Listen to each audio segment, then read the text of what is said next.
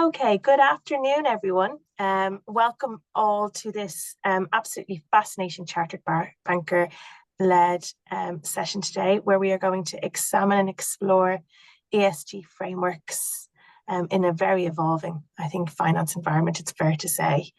Of course, this is an area that frequently receives a significant amount of speculation and criticism across the media and in a variety of different industry formats, but also presents an opportunity for us all to look at where the future of finance is going. I am going to start everyone today by thanking Chartered Banker for hosting us and my two panel members today. Before I do that, I will introduce myself. My name is Anna Egan. I am the head of department for finance and economics in Manchester Metropolitan University. I'm going to shortly hand you over to David and Alan to introduce themselves. But before I do that, I would just like to thank them for taking the time to share their expertise and insights today. David and Alan, as you will hear in a moment, come from some slightly different yet interrelated backgrounds and areas. So I do think that will present a real opportunity for a rich discussion today. Our plan is to essentially allow about 40 minutes for panel discussion itself, and then move through to questions. So please do share your questions in the chat function, and they will be picked up to be responded to towards the end of the session. Thank you very much, everyone. I'm going to start now by introducing David. David, would you like to tell us a little bit more about yourself today? Hello, Anna. Yes, thanks for introducing me and introducing the session. My name is David Gorman. I work for Castlefield Investment Partners based in the centre of Manchester. I've worked in the investment industry since 1996. Prior to that, I did an MBA at Manchester Business School. Castlefield's a wealth manager and financial advisory firm based, as I say, in the centre of Manchester. I'm part of the investment management team. So basically we run a range of OICs, i.e. sort of regulated funds, and we also manage money for clients in what's called segregated accounts. So we own a wide range of investment products for our clients. We're primarily involved in what we might describe as long only. So we buy and hold equities for a significant period of time. We do buy some other products, but they're only usually, such as fixed income, for example, but they're only for specific purposes. We invest in lots of UK companies, everything from small caps, very small companies, up to much larger FTSE 100 businesses. And we also invest in European equities. Our approach to investment sort of can be best described as thoughtful, in that we try to integrate various aspects of ESG and sustainability into the way we work, and we'll probably touch on that in more detail during the webinar. Brilliant. Thank you very much, David. And I'm going to then hand over to you, Alan, if you would like to introduce yourself today. Thanks, Anna, and thank you, David. I have a couple of different hats. I am a university lecturer part-time. So I've been lecturing in financial planning and in sustainable finance for the last 4 years.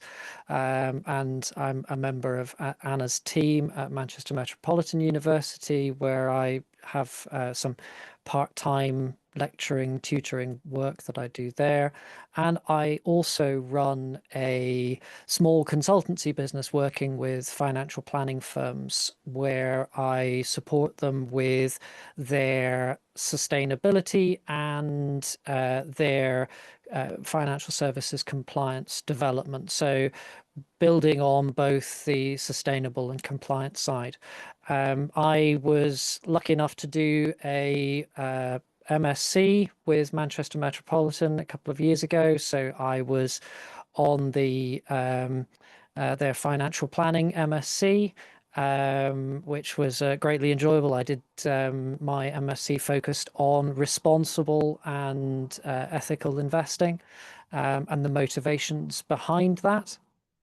And when I completed my MSc, I stayed on at the university for another 3 years to do a PhD, which focused on impact investing and understanding decision making in the retail impact investment mindset. So looking at how retail impact investors and their financial advisors live in this area of sustainable investing. So this is an area which is really of great interest to me, and so it's great to be here with David from Castlefield and Anna to talk about what I think is a really important subject.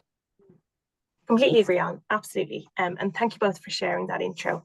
I am going to start with quite a broad question, and one that we can go, I think, down many avenues with, but I'm going to suggest we keep it to a couple of minutes each. And really, this is around what you perceive those key components of ESG frameworks to be and how they might influence decision-making in the finance sector. And simply because you're on my screen, Alan, I'm going to see if you want to pick it up to begin. Absolutely. So I think we need to start off by differentiating between different types of ESG frameworks, and I hinted at this in the social media post that I put out about this particular webinar, because there are those ESG frameworks which focus on ESG impact to businesses, so how ESG factors are impacting businesses themselves. And that's what I would consider to be ESG. And then we have finance with a more stakeholder-driven focus on financial and non-financial outcomes, which I would usually call sustainable finance. And naturally, there is some overlap between these two. So those companies which are focused on understanding the influence of ESG factors on their business or on the businesses that they invest in are also going to, in some circumstances, be those which are looking to drive sustainable outcomes with investing. So I think we need to make that distinction to start with between the different types of frameworks that exist. And in terms of how they influence decision making in the financial sector,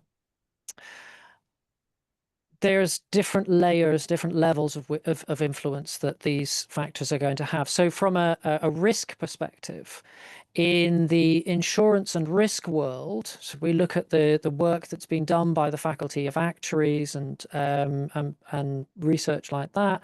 There's a huge amount of understanding of the risk to financial returns to businesses and so on, which is represented by environmental factors, for example. And you can see this the integration of ESG factors into financial decision making. We wouldn't necessarily want to invest a client's money into a company that isn't thinking about the impact of the environment or social factors on its business and the potential for that business to be profitable. In the banking world, again, perhaps the recent news from HSBC notwithstanding, there's also factors around the integration of ESG into banking decisions. Are you going to lend money to a business which isn't taking into account ESG factors in their decision making, in their risk management processes? And then my passion is at the smaller end of the market for retail clients, where it can be as much about the individual's values, their ethics, their understanding of the world, and integrating this decision making into that. So helping them understand how their financial lives and the real world are interrelated, and taking that into account in the investment decision making process. So helping them align their financial lives with what they want the world to be like. And so from a decision-making perspective, very, very different to the risk perspective that might be taken at an insurance or an institutional asset management level, very much down to the individual's values and the type of world that they want to see. And I think this is probably a very good time to hand over to David. Yeah, well, it's a good point. The final point that you make, Alan, with regard to reflecting individual clients' values, is very much at the heart of what we do whenever we take on a client, and then subsequently in regular periods we check in with them as to what their values are. We run through a questionnaire with regard to how they see the world, which areas are sort of more material to them and less material. Perhaps, you know, they might come from, I don't know, pharmaceutical background for something like that, so they may know more about that area, or they may be areas such as defence that they wish to avoid investing in. I hasten to add that we manage money on a discretionary basis. So once these conversations are had, we then proceed in that way. We don't constantly need to check in with the client on individual decisions once that framework is set. So once we set on a particular course, we manage their money in that way. We do have regular dialogue with the clients after that, but that's broadly speaking the way that discretionary investment management works. With regard to ESG, we apply those sort of the standard frameworks there with regard to both what people call negative screening, where you screen out certain areas, I don't know, such as gambling, for example, from your investment universe, but we also look to add in sort of positive factors, both from an environmental perspective and in the social and governance areas too. So we sort of apply clients' values, and we also use our own internal framework with regard to how we make our investment choices. I mean, I think that's a brilliant summation in such a short period of time from you both. And it just reminds us that actually there's loads of ways that you can, I think, engage with the perception of ESG frameworks. And indeed, you know, even within that institutional perspective, you might take, you know, amend and adapt to client and other stakeholder needs. And so I would then progress and say, you know, how do we think financial institutions then can effectively integrate those ESG criteria to align with our more longer term societal and environmental goals? David, since you're on my screen, do you now want to take that one first? I was kind of hoping that Alan would, but there you go. There are certain external bodies that govern this area. For example, we're signed up to the UK Stewardship Code, which is under the auspices of the FRC, the Financial Reporting Council, soon to become ARGA, or at some point in the future to become ARGA, which sets out the various elements of the way it likes to see investors invest money on behalf of clients, and to meet certain specific standards with regard to principles related to sustainability. We've been signatories of this for several years now, and it's an annual report, and it's an annual kind of discipline that we conform to, and helps to sort of inform our investment strategy.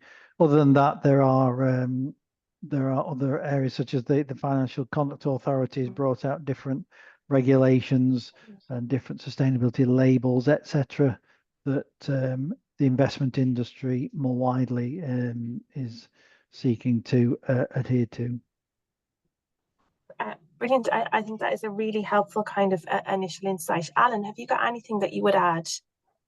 So thanks, Anna. I think if we're looking at this in terms of ESG as a risk management tool. So understanding environmental, social, and governance data about businesses, then arguably integrating ESG criteria into the financial management process is really investing with an eye for good data.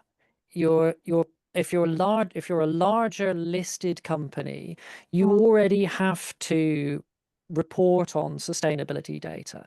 So integrating this into the investment analysis process is a good way of evaluating whether or not the company has a good handle on what they're doing, what the risks are that they face, and how they are managing them. But it's also, from a more stakeholder-driven approach, a way of thinking about how that business wants to be seen in the future. About, rather than thinking about how we're going to dominate the competition, about what our position is in society as a whole. How does that company see itself in terms of its social impact or its environmental impact? So not the impact that the environment and society has and social issues have on that company, but the impact that it has on the environment and on society. So if we're going to be integrating ESG criteria to drive or to align with not long-term societal and environmental goals, then we need to be thinking about this not just with ESG as a risk management tool, but thinking about it in terms of that business's place within society and how it is going to contribute either positively or negatively to social outcomes and environmental outcomes. And we're seeing a lot of different metrics and ways of understanding this. So whether or not its activities align with things like the Sustainable Development Goals from the United Nations and things like that. So there's lots of different ways in which this can be integrated. But the key thing is to understand whether we're using the ESG data to look at the impact on the business itself or the business's impact on society and the environment.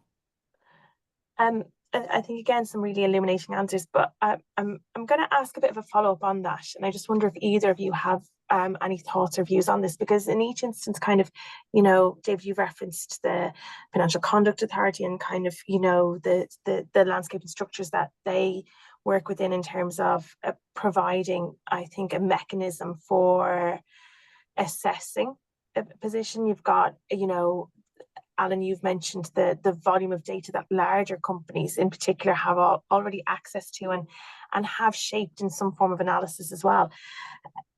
What about the kind of the smaller, the smaller actors in these systems? To what extent has this trickled down, or can it trickle down and provide an opportunity for these? And I'm putting you on the spot, you might not kind of, have a response, but I just wonder. David, would you mind if I go first on this one? No, not at all. Thank you. So I think it's lovely that you're thinking about this at a smaller company's level as well, Anna, because the data that is available for larger companies is mandatory, but there are going to be smaller companies who are choosing to take a more positive role in terms of what their contribution is to society and the environment. So you might have small companies choosing to align themselves with things like the B Corp standard. You might have them choosing to have a think about what their positive contribution is to society or to the environment without necessarily going down that B Corp route. And so that these individual businesses can, that can come through an accounting perspective. So you can think about it in terms of, right, we're going to account for our energy usage. We're going to have a contribution to what we are what we're doing from an environmental perspective. We might be thinking about whether we are going to have pro bono activities and so on from a social perspective. But smaller businesses can also think about this just in terms of each of those individual ESG elements. So from a governance perspective, larger companies are going to have stronger governance, not because they are because they're better, but because there's a requirement to be audited and so on.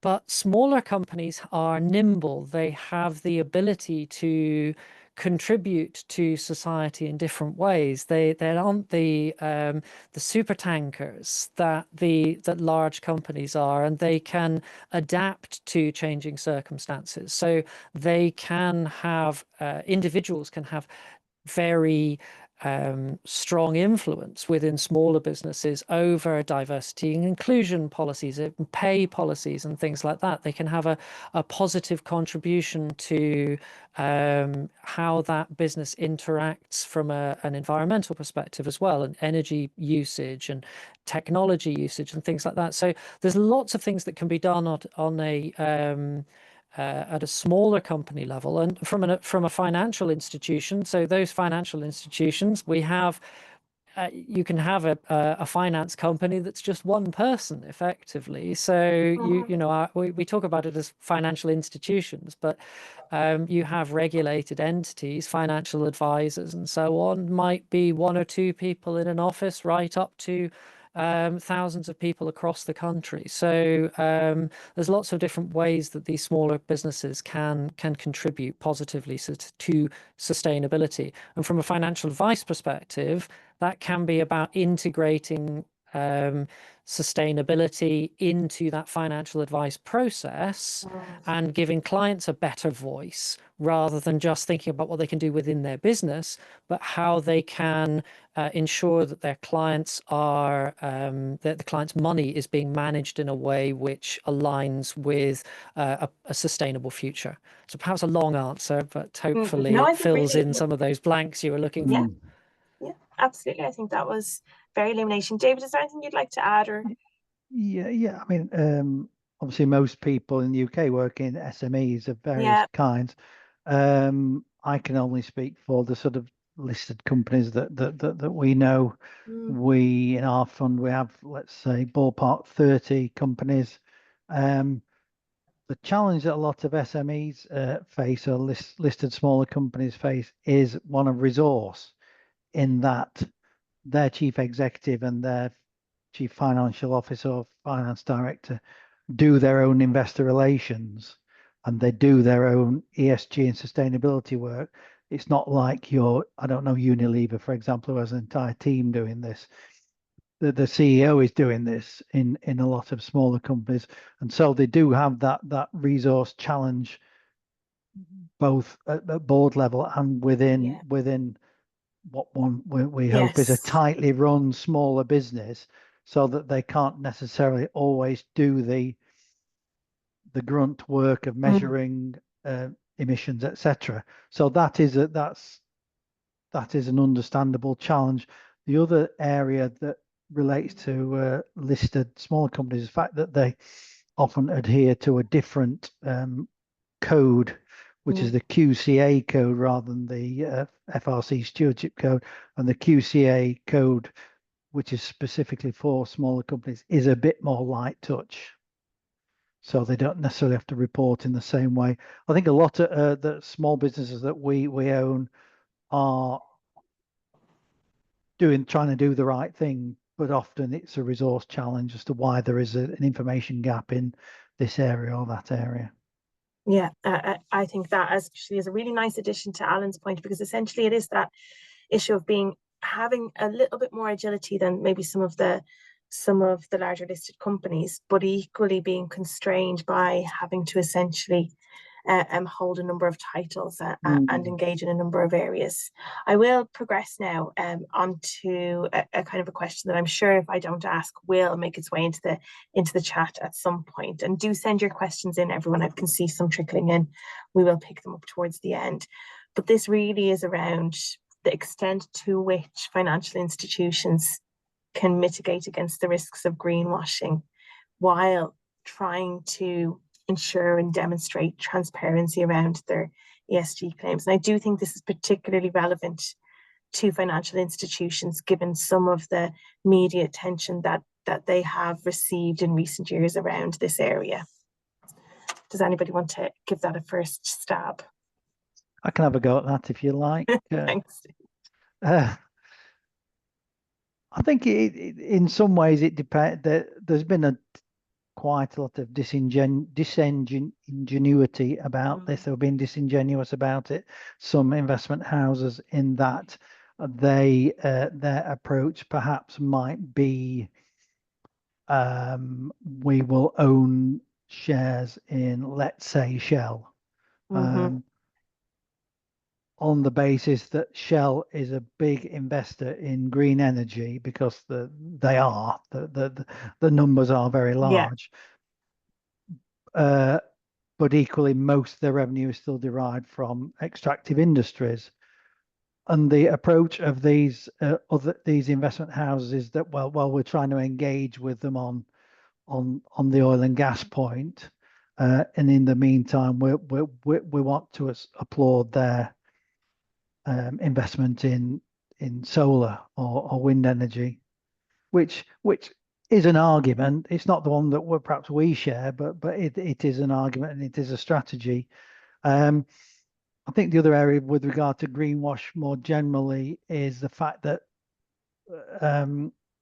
Alan will be more knowledgeable on this than me, but obviously the taxonomy, this kind of lexicon of different words and acronyms that adhere to this area means that your definition of sustainability might be different to mine, and so the work that both European level has been done and at the UK level to try and nail down the taxonomy and definitions has been important. I think the FCA now, with its sustainable SDR labels, investment labels, is trying to, I'm not sure whether it's entirely going to be successful, but it's trying to get, to meet investors' needs by saying, well, if you're looking for, let's say, an impact fund that sort of looks at borders on philanthropy, that sort of end of the spectrum, then this is the one for you. If you're looking for a more mixed or general approach, this is the one for you. So there have been some positive steps in trying to nail down these sort of slippery words for a little while, but nevertheless, I think it probably still does go on. Greenwashing, that is. Anything to add on that, Alan? Oh, absolutely. I would go further than slippery words and say that weasel words abound in both the financial sector and outside of the financial sector. And I think we need to be aware that there's going to be greenwashing within finance, so financial institutions greenwashing about their activities, and the greenwashing that takes place by companies invested in by the financial sector. So I think David's made a very good distinction between those two. I think that the introduction of the FCA's rules around greenwashing for financial institutions are going to mean that there is a need to back up ESG and sustainability claims with better data, and to actually demonstrate that they are achieving positive outcomes and so on. And I think that the sustainability, the SDR labels, the sustainability disclosure requirements that the FCA introduced are going to have a contribution towards that, where firms choose to go down that route. But it's not mandatory, which is part of the challenge. So that the mandatory element is that you're not allowed to use certain words if you don't have a label, which is a way of doing it, not necessarily the way I would personally have chosen to do it, but I understand that there needs to be an element of managing the investment community. So I think greenwashing is still prevalent. it's out there. I was doing some presentations around the country last month, and I kept on looking at the different hotels that had that still had greenwashing in every room. You know, they are still greenwashing in the traditional sense of the word. You know, this is where it comes from. Getting people to wash their towels only once every couple of days rather than every day to save the hotel money effectively, but put out there as a way of saving the environment. But I think that whilst we're never going to get rid of all greenwashing, the FCA, the Advertising Standards Authority, you know, they seem to be fairly aligned with wanting people to back up their claims. You know, not saying that we've been investing for 120 years in a sustainable manner when you just happens to be that you've got a team with 120 years worth of experience that are doing sustainable investing, that type of thing. Perhaps the more important thing that we need to be thinking about, rather than greenwashing or impact washing or rainbow washing or all of the different types of washing that takes care at the moment, is the problem of green hushing and companies facing the possibility of, you know, political pressure or not wanting to take sides. And so they're downplaying their involvement. They're downplaying their use of ESG metrics in investment decision making.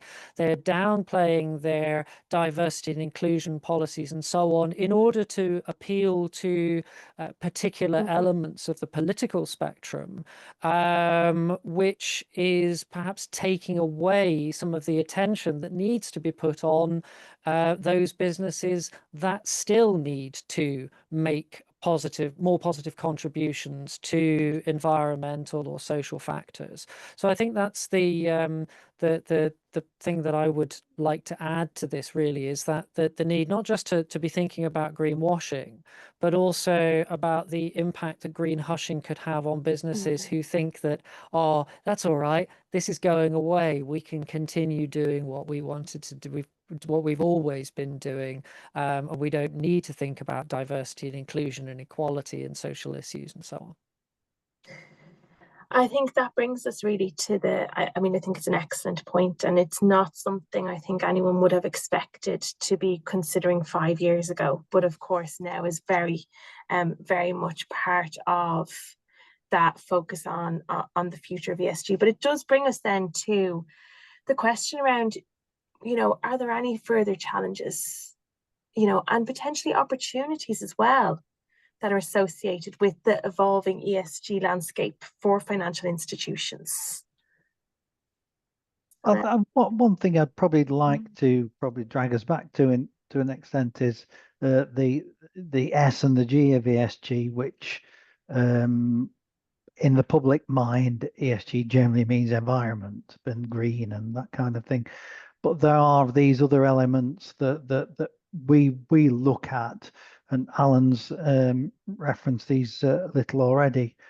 The other aspects of that sort of three-word acronym, S, social, came particularly to the fore during the pandemic, where companies suddenly had to wake up to the fact that they needed to look after their employees. I mean, a lot did anyway, and a lot do, but that the social aspect of retaining your staff and making sure that they're still okay and could still work during the pandemic was very much much more was prominent then, and has remained, in my view, a more significant factor now than it used to be pre-COVID.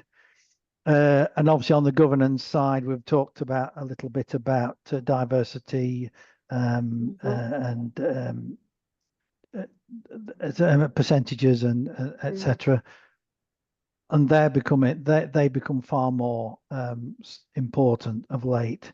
But I do think this sort of the social aspect, you know, people now working from home, you know, semi-permanently, that the pandemic revolutionized the way we work, didn't it? In many ways, in our kind of job, not if you're a window cleaner or a doctor or something, but in our job, it's not the same now and never will be the same as it was before. I think those social aspects, the sort of good businesses and good institutions captured that and tried to understand and look after their employees a lot more. And that was something that, or that is something that we seek out in the investments that we make. That was slightly off to tangent. I apologise, but I did want to make that point that ESG is not just about scope 2 emissions, that kind of thing. I know, I completely agree, David, and I think it is an important kind of pause to take, because you are absolutely right. Alan, anything else that you want to add?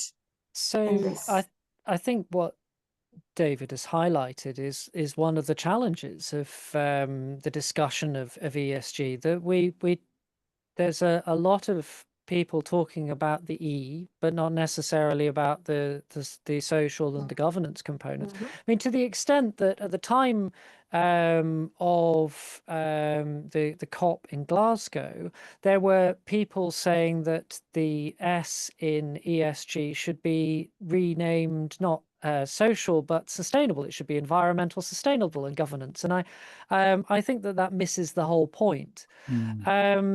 The challenges, I think, I've mentioned the political landscape, the international political landscape already, and I think that is going to be a challenge.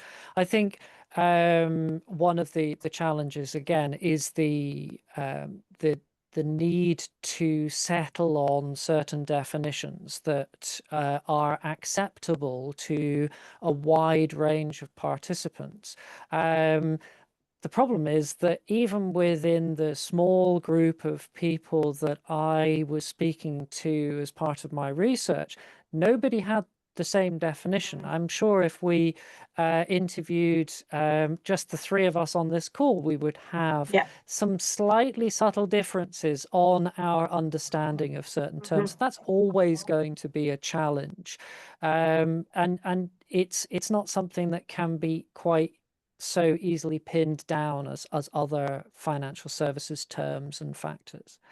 But I think that there are opportunities within ESG and sustainability around how it gives people the opportunity to connect with their financial lives. So I'm really bringing this into the retail investment space.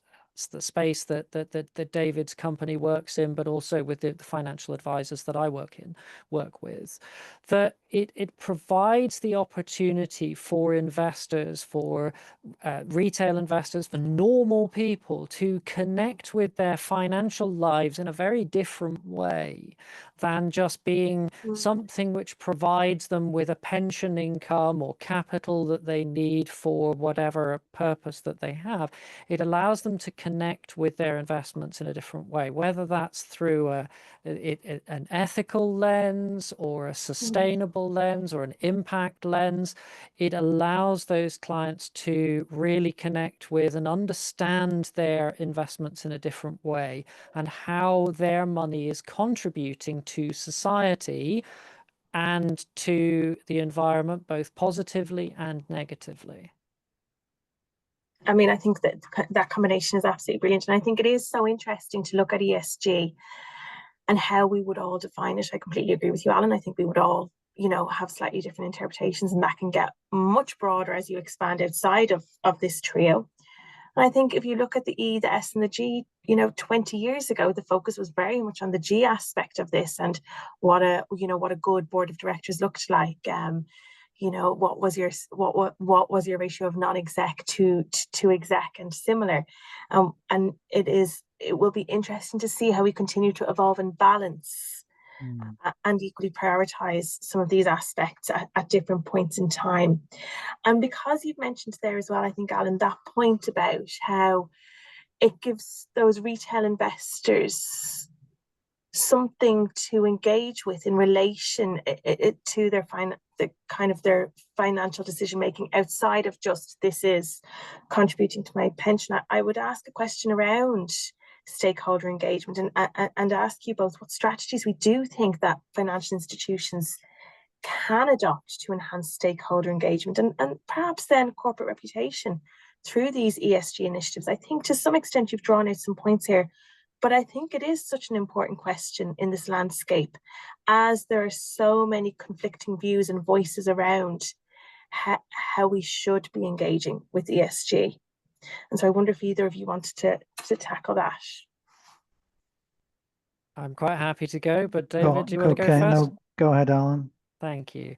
So I think in terms of stakeholder engagement, there's a few things that financial institutions should do or can do to really enhance this. I mean, we're looking at finance with a stakeholder lens. This isn't just finance with the purpose of maximizing shareholder value anymore.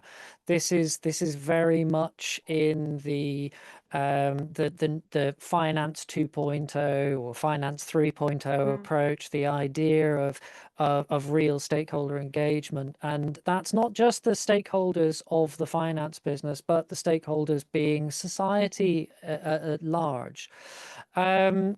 Now, the first thing to me, in order to deliver on stakeholder engagement, is for firms to actually identify who their stakeholders are. It's not just their clients.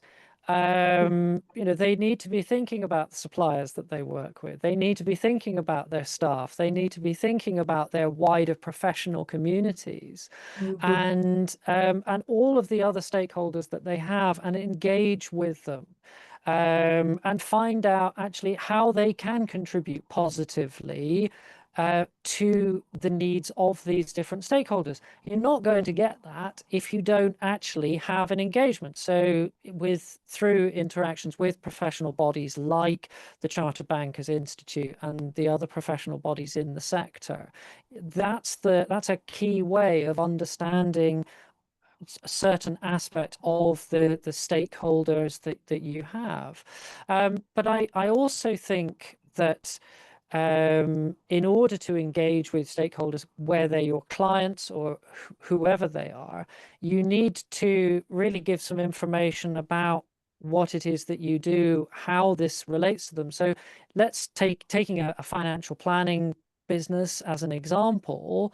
In order to engage with their stakeholders effectively about this, they're going to need to actually educate those stakeholders that these options, that the ability to invest sustainably, to integrate their financial life and their ideas about sustainability and a livable planet these are things that have a relationship. And in order to do that, they need to educate them, because most individuals, most retail investors, they don't necessarily see the connection between the two. So there is a need for education. There's a need for firms to actually outreach to these people, to these stakeholders, and say, well, actually, statistically, you're likely to want to invest in a way which aligns with your financial lives. But we need to actually give you some information about how your financial life and your personal life, your personal thoughts around sustainability and things can be integrated. So I think that engagement piece can also be an education piece, and I think that's a really important factor that the firms need to take into account. David, anything to add to that one? No, I think Alan's captured that really. One of the things we do look for, to his point, is when we're looking to invest, rather than us and our clients, when we're looking to invest, we look at the way that the potential investee company, works as a corporate citizen, how it deals with its suppliers, and how it deals with its employees and sort of wider stakeholders. They're very much part of the analysis that we do, and so that's really where we can try and add value there. Obviously, as a corporate citizen ourselves, we try to we for example, we measure our own emissions, and we measure our other aspects of sustainability at the moment. But obviously, we maintain this dialogue with clients through various platforms. So that's how we try to tackle it. I think that is a really helpful response. I'm conscious of time. I know we've got a couple of questions and we wanted to make sure we finish by 5 to the hour. So I'm going to ask just one or two very brief questions to finish with before I open it up to the audience. Once I do, please feel free, David or Alan, to add in anything that you think we haven't gotten to that you would like to spotlight. But the first one I'm going to ask is, it is around that point on AI and the role of AI. You know, what role, in all honesty, is AI playing at the moment that you can see in relation to ESG compliance and reporting? Or do you have any sense of where it might go to next? In a very light touch manner, I think. I'll jump in on this one. Go on, then. I think that AI is a tool, but it's not a tool that should be used for every problem. And I think that it can be brilliant for the analysis of large data sets. You know, we've got deep learning and the opportunity to effectively use AI to better understand things. We've seen how effective it can be used in healthcare and things like that. The work that's being done to use AI to identify protein strains and so on. Absolutely groundbreaking and fantastic stuff.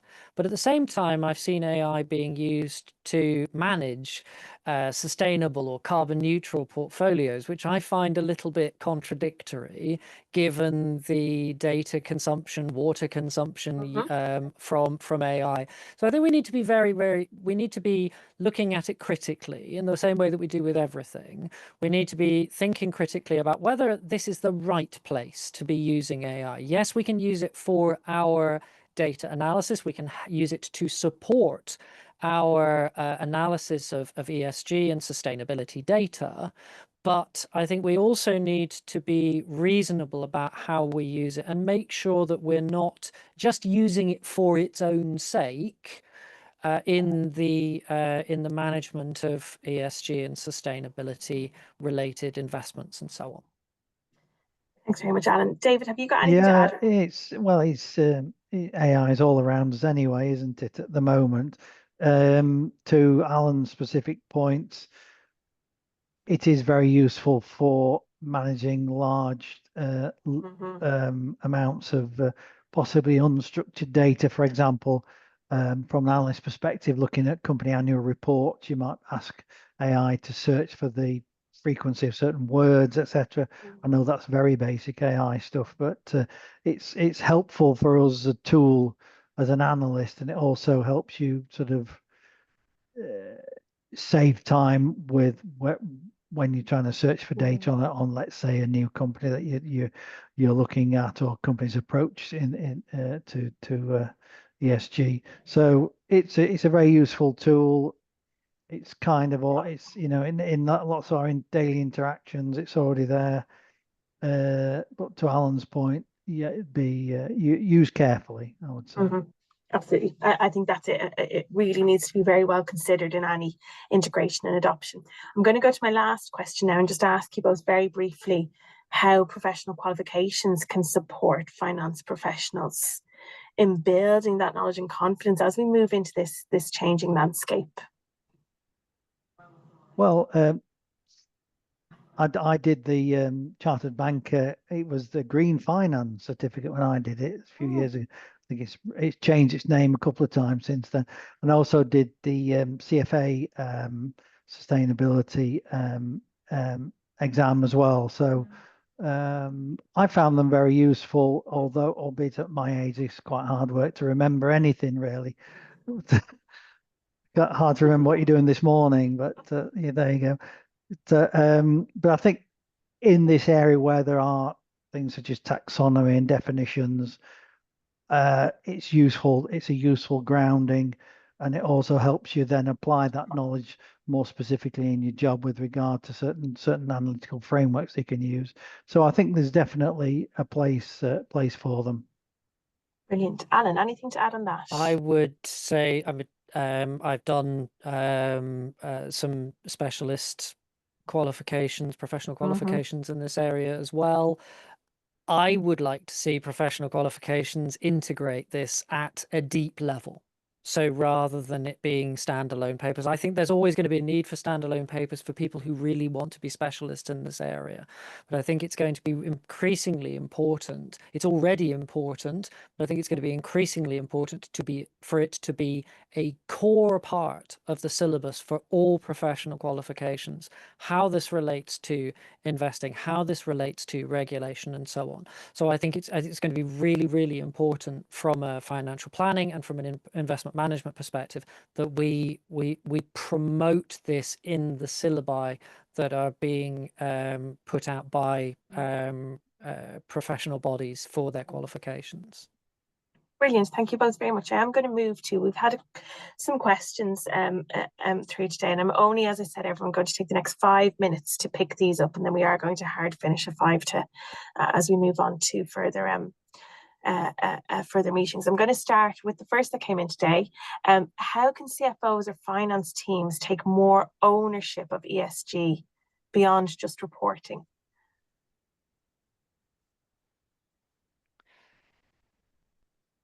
Yeah.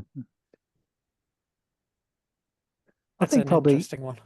yeah, I think if I've understood the question correctly, it's probably about them working within their teams and their entire organization to make sure that everybody within the organization understands what the sustainability targets might be. They may be trying to reduce emissions, they might be trying to reduce water use or waste or whatever. So it's to make sure that sort of top level plans are actually put into action throughout the organization to achieve the main goal. I think I'd add to that, and I think backing up what David was saying, that it needs, sustainability shouldn't be siloed and thought about as just some team somewhere that deals with data. It should be integrated into the entire business strategy. And so, CFOs, finance teams can have a role in ensuring that sustainability is mainstreamed in the way that the business operates. I think another very interesting question that's come through here as well is the extent to which there are practical, or real examples of how financial institutions help their customers, companies, to transition into greener or sustainable business. Are we seeing that? Are we seeing financial institutions help those companies transition into greener or sustainable business? I think that's the core reason for the engagement activities that are undertaken by some investment managers, whether that's as part of an impact strategy or a sustainability improver strategy under the FCA. They need to be demonstrating that they are actually engaging with businesses to help them improve, whether that's green or social aspects of their business or their governance too. So I think there are good examples of that taking place in the investment management world. I would not want to give a specific example in this, but I think but asset managers like Castlefield engaging with businesses to deliver positive engagement activities on certain facets. I can think of a few different ones, but I will leave it to David. And I wonder, David, if you have anything to add there yet. No, not particularly on that one, no. Well, then I might come to a very quick final question for you both, and it may be very quick, but I'll pose it anyway. Is the government a help or a hindrance in this area? I think if a government has a clear strategy on sustainability, then it can be a help. I think that the problem is you get mixed messages from different politicians who have their own agendas. So I think a clear strategy from the government is needed. So we've seen positive engagement with certain aspects of sustainability, but at the same time, that's paired with a treasury that's saying that it wants to do everything to enhance growth, rather than thinking about whether or not that growth is growth which is sustainable and can be sustained over the long term, from a planetary perspective.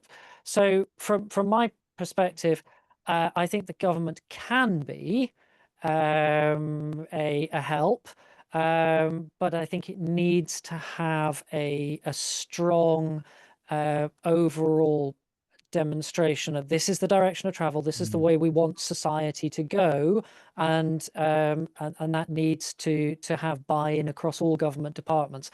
Otherwise it looks messy, and I think that at times that is how things can be at the moment. Yeah, I'd to echo what Ronald Reagan would have said all those years ago. I suspected that a lot of business would like government just to get the heck out of the way and let them do their job, because most companies are good corporate citizens anyway, in that they create wealth, they pay tax, they employ people. There's a multiplier effect. I think more seriously, to Alan's point, if the government is going to have sort of an industrial strategy, which we could debate that separately, couldn't we? But I think part of that has to be on ESG and sustainability. And there has to be, again, there's echoing what Alan said, this direction of travel, this is where we want to go with these things. And so that can be the guiding principle, really, for how companies go about their work. Yeah, I mean, I would agree. I would say beyond even it spanning all departments equally, it needs to span successive governments equally, because there is a little bit of a mismatch between kind of government turnover and long-term strategic intentions. But I would bring it to a close there, both. I would say thank you so much. We do have a number of other questions, everyone. I apologize we didn't get them today, but it's just the richness of discussion could have extended much further beyond, I think, the 1 hour. I thank you both very, very much for your time, your expertise, and your engagement with this. It has been an absolutely illuminating session, and I would just say thank you all. I can see there was a really high number of people online today. Thank you all for attending and engaging with those fantastic questions too, and a thank you to Chartered Banker for hosting us. Take care, everyone, and we will see you next time. Thank you, Anna. Thank you. Bye, everyone. Bye-bye.